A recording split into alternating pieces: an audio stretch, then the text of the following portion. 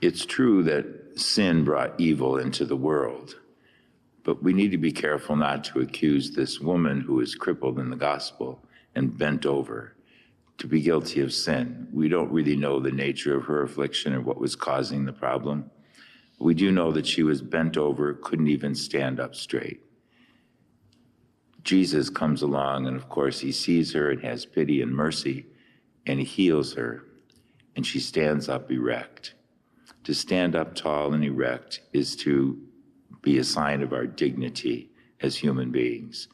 Unlike the animals, we stand up and tall and are erect, and not to be able to do so is kind of demeaning. She was bent over, and I think it's symbolic of the fact that we can be bent over by sin itself, which makes us undignified.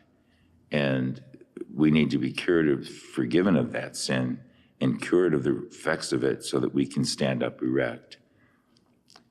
I'm thinking of the baptismal ceremony where two things.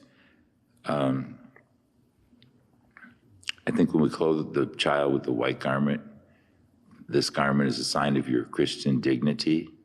Bring that dignity unstained into the everlasting life of heaven. And then when we give the candle, we hand it to one of the godparents and say, receive the light of Christ. This light is to be kept burning brightly. This child of yours is a child of the light and must always walk in the light until they enter the kingdom of heaven. And that's what the gospel tells us today too. Walk as children of the light. If we are in sin, we're in darkness. If we are in God's grace, we are in light. And then we can look up and we can see God, and we can see God in others, and how important that is for us. So the Lord reminds us, I think, in the scriptures today that sin itself is evil, and even small sins we have to be careful to avoid because they make us unlike God. When we are forgiven of sin and get rid of those sins in our lives, then we are children of the light, and we walk in the light and bring that light to one another.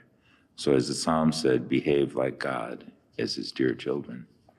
Let us stand and offer our prayers and petitions.